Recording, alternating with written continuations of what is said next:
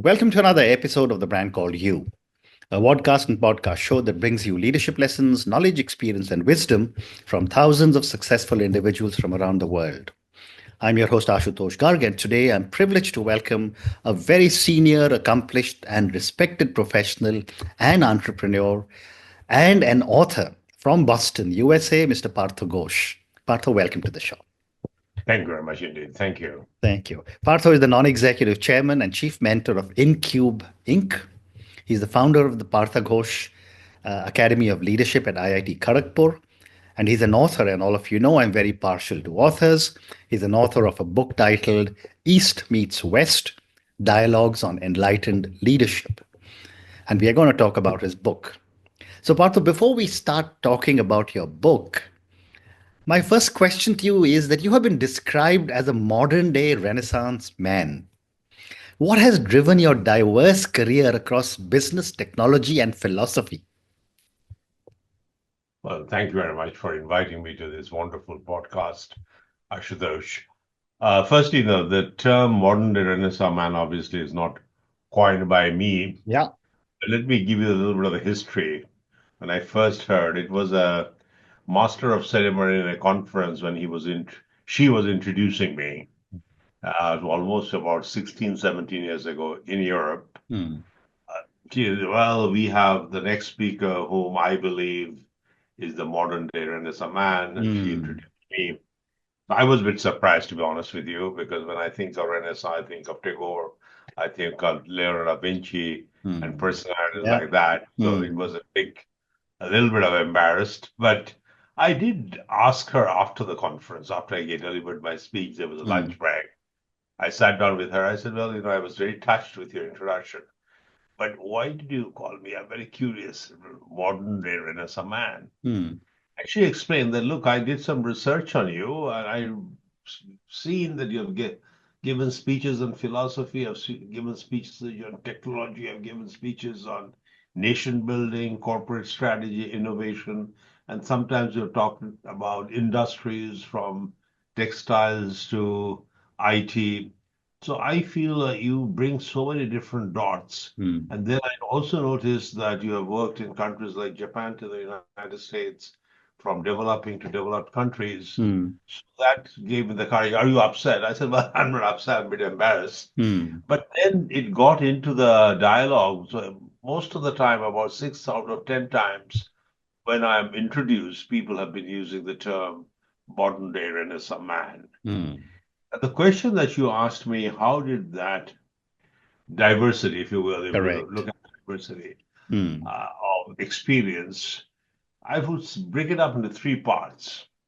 One, I would say, when I looked at joined McKinsey and Company and looked at who are the stars within the firm, and I was a Hmm. young associate, I look up to the seniors. I did notice their ability to connect the dots Hmm. and make uncommon connections was tremendous. Yeah. Like I remember we used the word quantum jump Hmm. when the company taking a major leap, but the term quantum came from physics. Hmm. Similarly, I thought, I should also think of how to import terms Hmm. from unrelated areas. So I may be working on a management problem. Maybe there's a hidden truth in Indian philosophy. Hmm. Maybe there's a hidden truth in Western philosophy, in physics, in chemistry. Hmm. So being an engineer, I grew up, as you know, at IIT Yeah. Kharagpur and then was Hmm. at MIT. I did build on that hypothesis of mine that your Hmm. ability to import ideas to solve problems is important. So that led me to literally study a lot of different subjects Hmm. outside of the problems I was solving. Hmm. And second, of course, being a consultant, you do get exposed to all kinds of leaders from different industries. So Hmm. obviously your breadth of experience begins to expand. So. So I full understand that how the term evolved, but I view myself as a student of life. Hmm. And most of the work I've done, by the way, both in India, in Japan, in the United States, in Europe, somehow I got involved into problems which Hmm. needed an S curve, the Hmm. new S curve. So Hmm. that by definition means rebirth of Hmm. a new trajectory. Hmm. So both in terms of diversity and the concept of rebirth, I feel if rebirth and renaissance has some Correct. connection, which it does actually, Mm, uh, maybe I could qualify to deserve this special term, but mm, I still view myself as a student.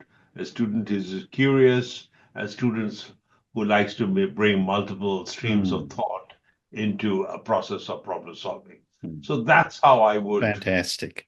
So put it. maybe I'll add one more word, which is a very modest modern day Renaissance man. Is the person I'm speaking to right now. Thank you. Thank you Uh, very much. Partha, one more question before I get to your book. IIT Kharagpur, MIT, worked across different places. What got you interested in the Indic scriptures and philosophy? That's a very good question, to be honest with you. I would say there are four different stages of my life Hmm. where I got exposed to Indic scriptures. As you know, you have also spent some time in Calcutta. Growing up in Calcutta, it is very difficult Hmm. not to be interested in people like Vivekananda, Correct. Ramakrishna, Yeah. Aurobindo, Rabindranath Tagore. Hmm. There's so many spiritual leaders which Hmm. kind of evolved from that city. And when I was living there, I also had the privilege to meet Mother Teresa. Hmm. So the spirit exposure to spiritual life, spirituality happened when I was 4 or 5 years old. I used to go Hmm. to Ramakrishna Mission in Gold Park, if Hmm. you remember. When I was 4 years old, Yeah. mother used to go there to listen to the speeches from Correct. Swamiji's. So that was one, I would say, component, if I may Hmm. use the word, Yeah. or a building block towards that direction at a Hmm. very early age. Then, of course, when I started traveling, I got a Rotary International Foundation Fellow, which was a Hmm. very special fellowship, which brought me to MIT and Harvard. That I was often asked to give speech in the Rotary clubs when I was in my student life, when Hmm. I was particularly at MIT, where I was early 20s. And I used to always wonder, Hmm. if as a scientist and engineer at MIT, I'm speaking to the audience, how could I differentiate myself Right. in the speech? And I look for those passwords, if I may use the Hmm. term, from Indian philosophy. And I had fortunately a lot of books given to by my mother, Hmm. given to me by my mother, from Vivekananda, from Hmm. Ramakrishna, from Tagore. So I used to Hmm. read those books and try to pick up a few terms, not just pick up the term, I have to understand that so Yeah. that when I give a speech in Hmm. the context of whatever be the subject, how to Hmm. embed a thought from philosophy. But that was the second stage, Fascinating. Hmm. much in my student life. Hmm. The third stage, I would say, when I became the partner of McKinsey and Company, at Hmm. that time I was in Tokyo, Hmm. I also started asking my question, how do I differentiate myself in speaking about strategy or organization or change management, if you will, innovation, where I could draw on philosophical constructs either from Western or Eastern philosophy. I started reading a lot about Aristotle, Plato, Hmm. Kant, John Locke from Scotland, Hmm. Hmm. while I was reading the thoughts of Vivekananda's and Tagore Hmm. and the Gita. And that was a bit more deeper in a Hmm. sense, how I could help leaders of great organizations think of his or her organization and the environment around with a new perspective. Hmm. I started giving a lot of emphasis on inner conscience and Hmm. the importance of understanding an inner conscience to be able to inspire people in the Hmm. outer world. Hmm. That was stage four. Then there came the stage five, which I would think is perhaps the most important. I got an opportunity to develop a leadership program. Hmm. A colleague of mine who is very well famous, Kenichi Omai, Hmm. who was the managing Yeah. director of McKinsey and Company, Yeah. and he was asked by Prime Minister Mahathir to develop a leadership program for Hmm. 5 days. And Kenichi asked Partha, can you do that? So Kenichi and I developed that program for Mahathir Hmm. It's all the CEOs of state economic enterprises, Mm. chairmen and CEOs. So about 35 of them Mm. from like companies like Petronas, companies like Malaysian Airways, Proton Saga, Mm. Mm. Malaysian Yeah. Telecom. There's a host of companies. And that's the time I started thinking of leadership. And I felt leadership only becomes significant in his one's personality Mm. when you develop the spiritual vector. Mm. So that again led me to understand deeper meanings of the Upanishads, Yeah. Vedas, and Gita. So Mm. I think it was a continuous search. Am Mm. I an expert in Upanishad? The answer is no. Yeah. Am I an expert in Gita? Answer is no. But I do read Gita every night, Mm. and I've been doing so for last 20 years. Amazing. Amazing. And every time I read the Gita, say in chapter 1 or chapter 8 or chapter 18, the last chapter, Mm. I find something new Yeah. because I think it's contextual to where you are in your life and how you connect with the thoughts of Gita. Mm. So that would be Beautifully perhaps put. Beautifully put. Thank you. That's so well explained. Thank you so much. So, Partho, let's now talk about your book. And before I ask you a question, I'm going to ask all our viewers and listeners to go and check out Mr. Partho Ghosh's book, East Meets West, Dialogues on Enlightened Leadership. So, Partho, tell me about your book. And I'd love to get your perspective on how do Eastern philosophies, like the Vedas, Upanishads, and the Gita, complement Western strategic thought in leadership? Hmm. It's a very good question. I think that was the essence of the book. Mm. Much of my consulting career, I was definitely exposed to Western way of leading Yeah. because out of perhaps I would say 80 clients I've served, maybe 50 of them are from the West, either from Europe or from United States, and the rest are from Japan, Korea. I served a couple of Korean clients, China, and of course, few clients in India, Mm. the one you're familiar with. Mm. Uh, I did see, at a highest level, leaders are leaders. They are supposed to lead organizations towards new frontiers, the way I look at leaders, Mm. as opposed to just staying focused on what they know, Mm. always explore the unknown. And that's the time I realized the way the Western world has thought about leadership was influenced by two, I would say, streams of thoughts. Mm. One, I would say, coming from Adam Smith, Power of Self-Interest. And when the self-interest gets organized, you create Mm. markets that leads to economic development. Mm. That's one. And the other stream of thought comes from Charles Darwin, which was expressed by I think Herbert Spencer, Mhm. who used the word survival of the fittest. Right. Now, if I combine self-interest with the survival of the fittest, the Mm. two streams of thought which define the Western civilization, we're basically talking about a little bit of selfishness, because if you have to survive, you have to fight. Only one person will ultimately survive. Survival of the fittest and power of self-interest. Combine the two, organizations tend to be very Cartesian Mm. in decision making, tend to become short-term focused, Mm. tend to become decisive. These are all important. Yeah. You have to Yeah. make decisions. Yeah. You have to offer results. You have to think of competition, etc. Mm. But it is incomplete, perhaps necessary, highly insufficient. Mm. When I started working with the Japanese companies, and I was particularly like to quote two names. One was Kazuma Tateishi, Mhm. whom I highly respect. I met him when he was, I think, 84 or 85 years old, Wow. chairman of the company, which he founded when he was 50 in 1950, Mm. after going through three bankruptcies. Mm. He still stayed focused and then built up the company. When I was meeting him, the size of his company was about $8 billion. Now it's perhaps about $25 billion. Mm. He has passed away, of course, but I met Mm. him in 83 and I could see a different persona. Mm. And when I started working with him, and he spent a lot of time with me in Kyoto. He used to take me out to what we call in Japanese kaiseki dinners, the long Yeah. dinners.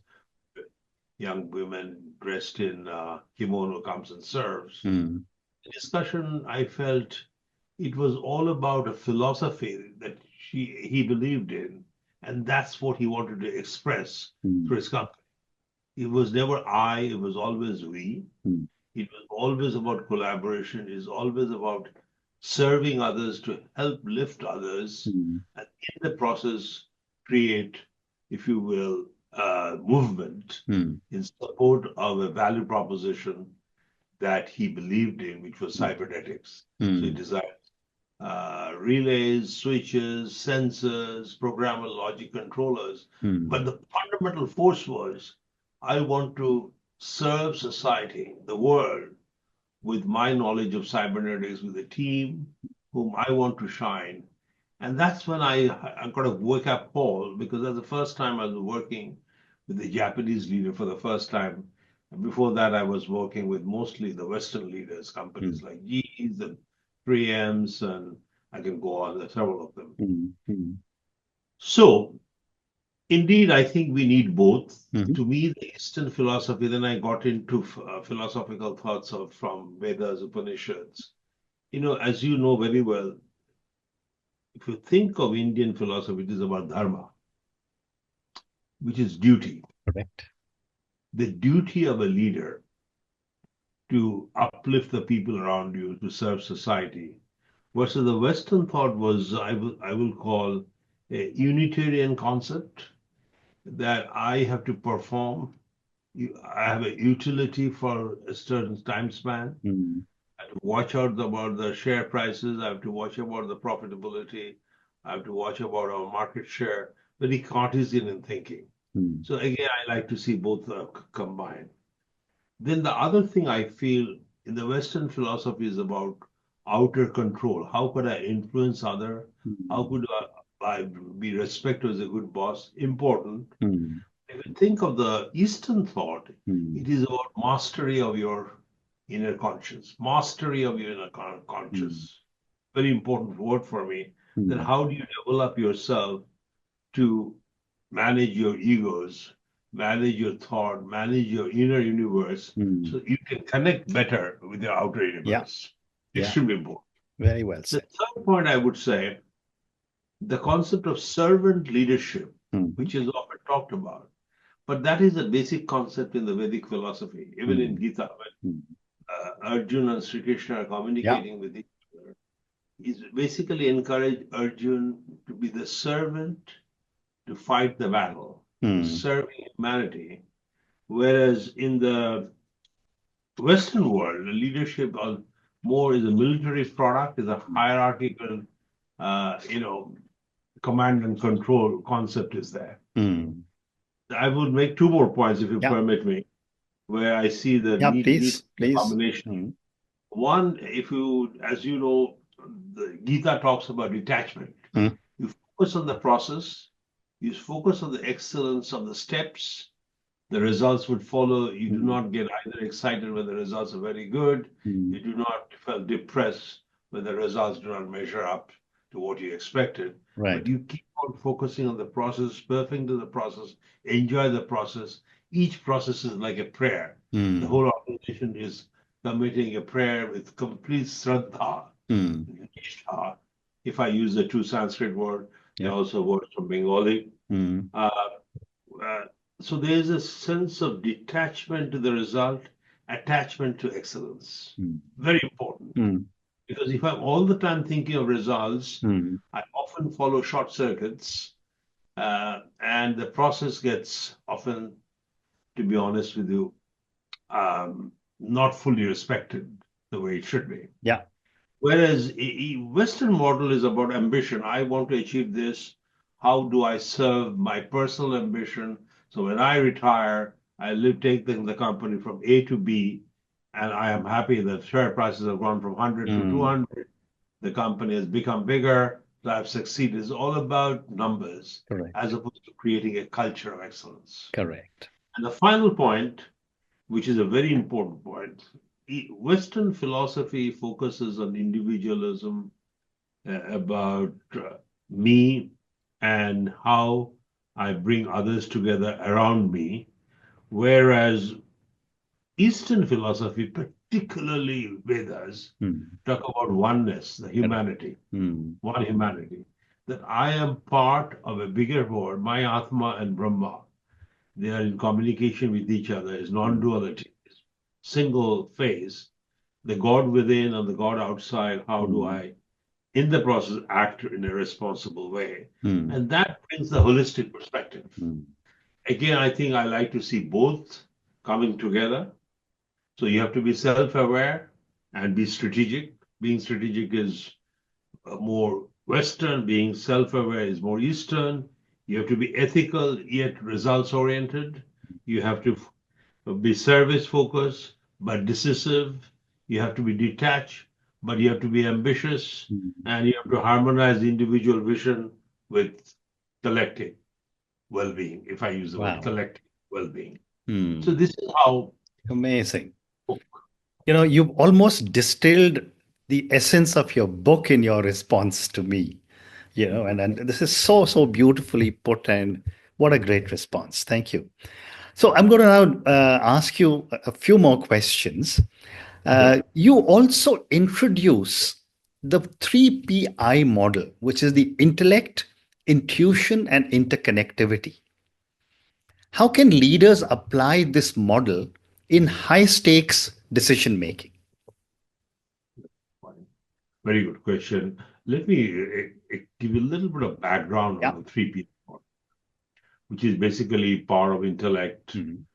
interconnectedness, and intuition, the three Mm. I's, which helps someone to influence, gives you the power to influence positive outcomes. Mm. Now, why did I think about it? When I was reading books on leadership, I was doing several programs. This concept of 3PI developed about, Mm. I think, 2004, 2005, when I was asked by the president of MIT to develop a leadership program. Mm. I said, wow, what a request for engineering Yeah. students. I said, well, I have to step back and come up with a model which is different. So I Mm. read about 20 or 30 books on leadership at Mm. that time. Mm. And I must say, I was very disappointed because the books only describe this is what Jack Welch did, Mm. this is what Bill Gates have done, this is what Thomas Edison have done, Yeah. leadership, charismatic leadership, or decisive. I said, I mean, you're telling what leaders are, but no one is telling how to become one. Mm. So I felt that I should step back and think of what helps someone to develop a leader. And I do have 5 principles of leadership. One Mm. is that everyone has leadership traits in themselves. Most of the time, it remains covered. Mm. A good leadership program should uncover it. Mm. Second, these traits manifest very differently. The way it gets manifested in a person like Mother Teresa, Mm. was a great leader, is different from the way it got manifested Yeah. in George Washington or Bill Gates or Thomas Edison or Correct. Vivekananda. They're Mm. all leaders, Yeah. but different. Different. Third, leaders continuously align themselves with the changing environment. Mm. They never believe that they have to sort of stick to a formula and apply the formula forever.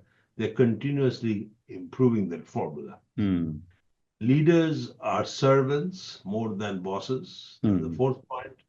And leaders can see greatness in others to help others. These are the 5 points Mm. which defines my thinking on leadership. Mm. Then I said, okay, if those are 5 points are true, what leaders must have? I said, well, firstly, they should be able to think clearly, see the future, Mm. be strategic, be decisive, which Mm. largely Western concept. Yeah. So that is the power of intellect, Mm. PI, Mm. intellect.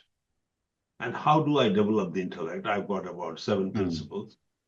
Then comes leaders should be also be able to be comfortable when the facts are not there or limited information. Uh, you have to think from the guts. So that's what I call the power of intuition.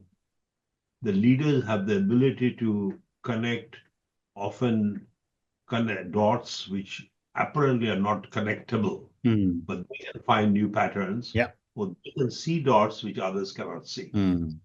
Mm. Amazing. Power of intuition. Yeah. And the third is the most important one, which is largely Vedic philosophy driven. Mm. Power of interconnectedness. Leaders Mm. know how to connect their inner universe with the outer universe. Correct. So, importance of self-realization. If I am aware of who I am, Mm. then I could become aware Mm. of the world outside. Mm. And when we can bridge the two, the inner universe with the outer universe, Mm. you connect, you can influence, you can draw people towards a common vision. Mm. You could create teamwork, which could significantly more powerful because you are collaborating as opposed to bringing each individual together. You're bringing their conscious together. Mm. In Japan, we used to use the word team power Mhm. versus teamwork.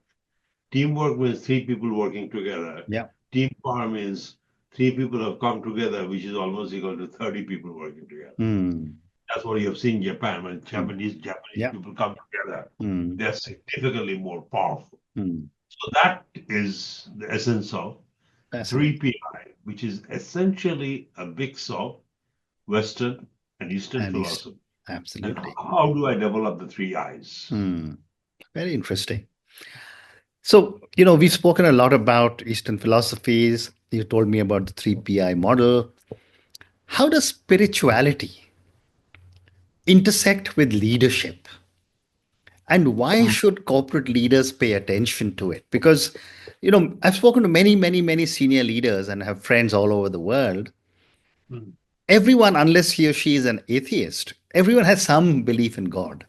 And yet, when it comes to Indic scriptures, there is a very different kind of a reach that lessons from these scriptures have with leadership.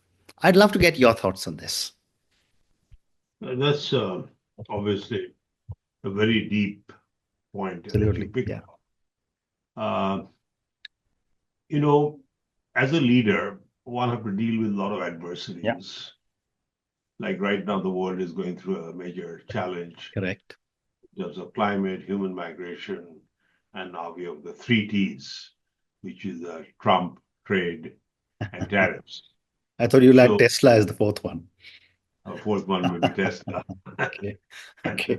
fifth one will be the tragedies associated with it.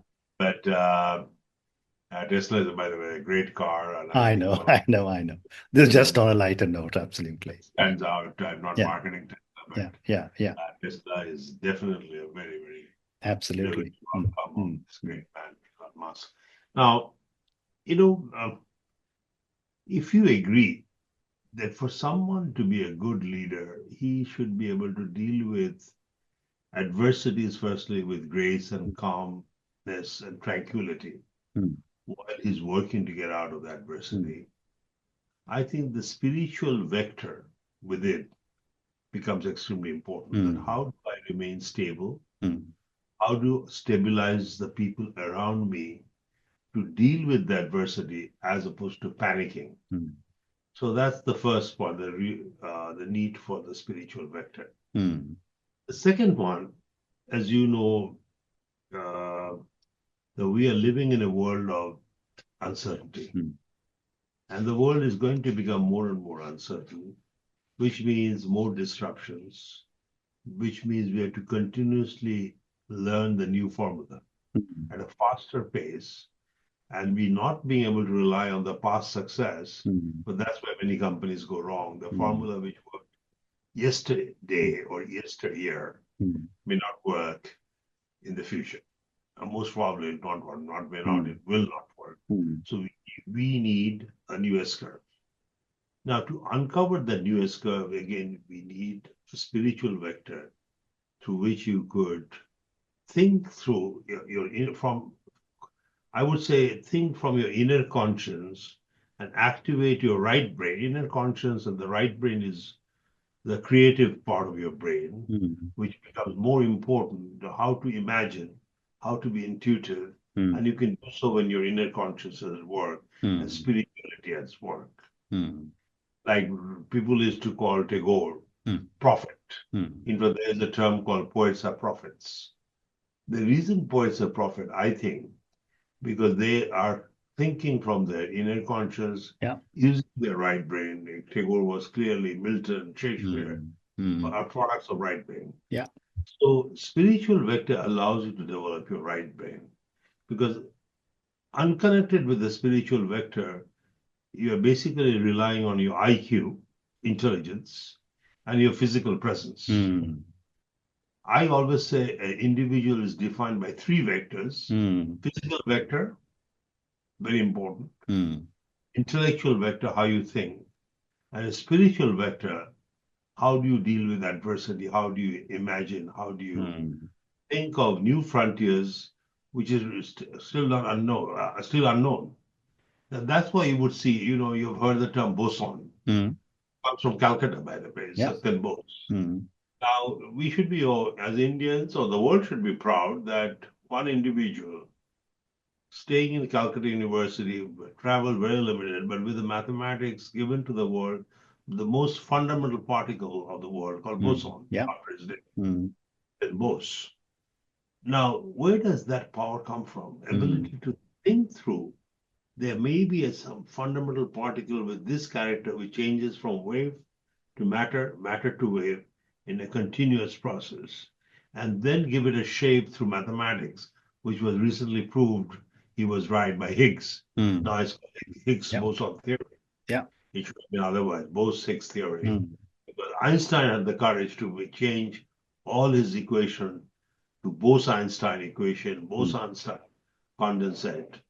But anyway, so I think this kind of power comes from the mm, spiritual side. mm, Oh, as you know, zero and infinity is a product of India.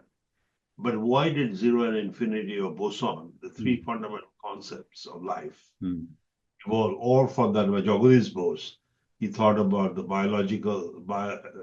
plants have emotions. mm, Another very important point. These are possible because of their personality, which is based on their spiritual vector. mm. So that's why I think spirituality Very will be interesting. important.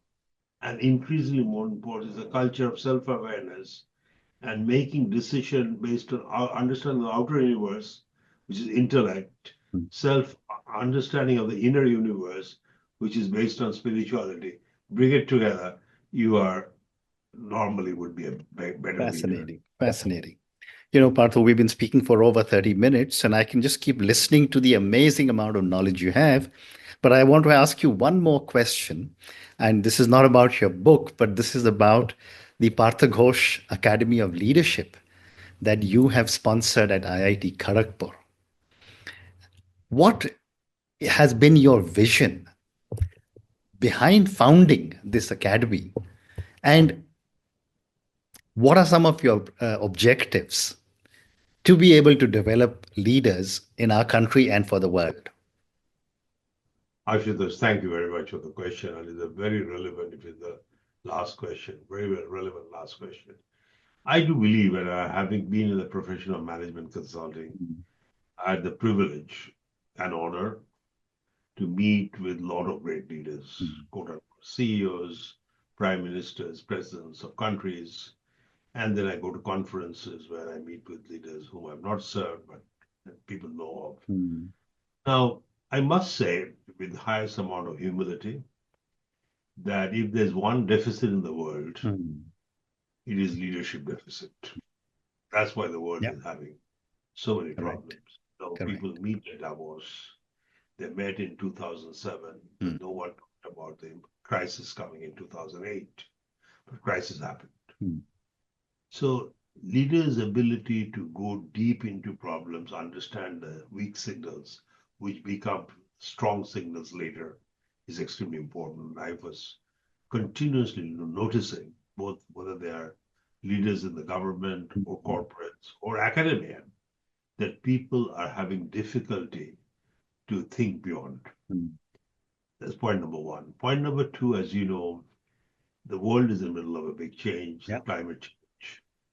The people are there are a lot of crisis around yeah. the world politically, from North Korea, South Korea, to all the way to democracy being challenged Mm. in a country where democracy was Yeah. born, Mm. which is United States. So I think we need a leadership movement. Mm. Point one. Then I also believe, based on the discussion that we had today, Mm. this movement should have strong components of Eastern philosophy, Yeah. Shintoism, Confucianism, Mm. Vedikism, Jainism.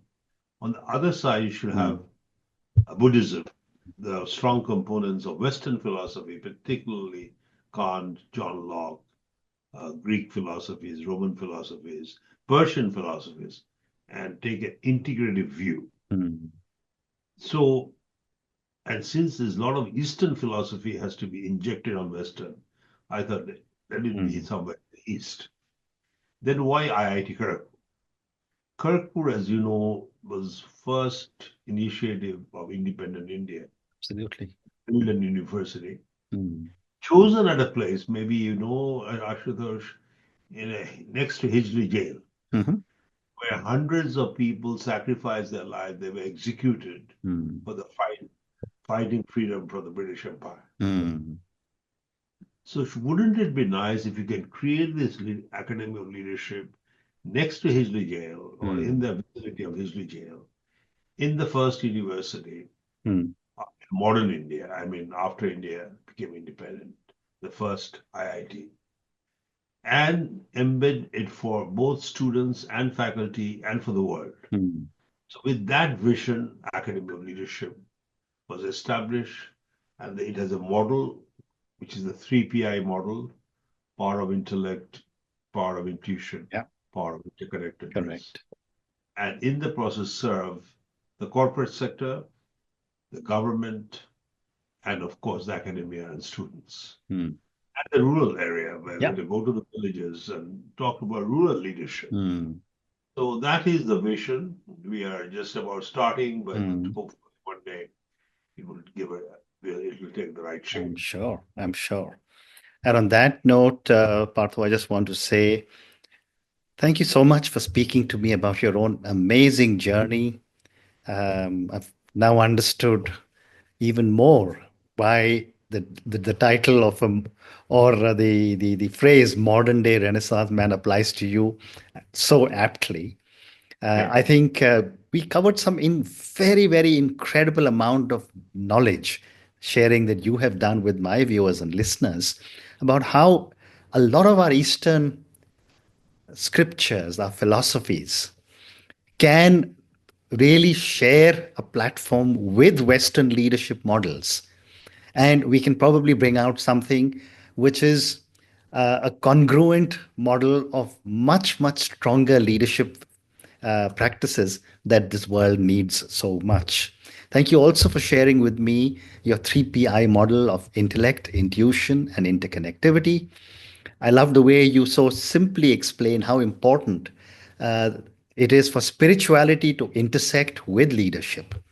And finally, you talked a little bit, we didn't have enough time to talk more about the Partha Ghosh Academy of Leadership. And I'm going to reach out to you again and have a separate conversation on this work that you're doing in our country. Thank you for speaking to me, and all the very best to you. Thank you very much. Thank you. Namaskar. Thank you for listening to the Brand Called You videocast and podcast, a platform that brings you knowledge, experience, and wisdom of hundreds of successful individuals from around the world. Do visit our website www.tbcy.in to watch and listen to the stories of many more individuals. You can also follow us on YouTube, Facebook, Instagram, and Twitter. Just search for the Brand Called You.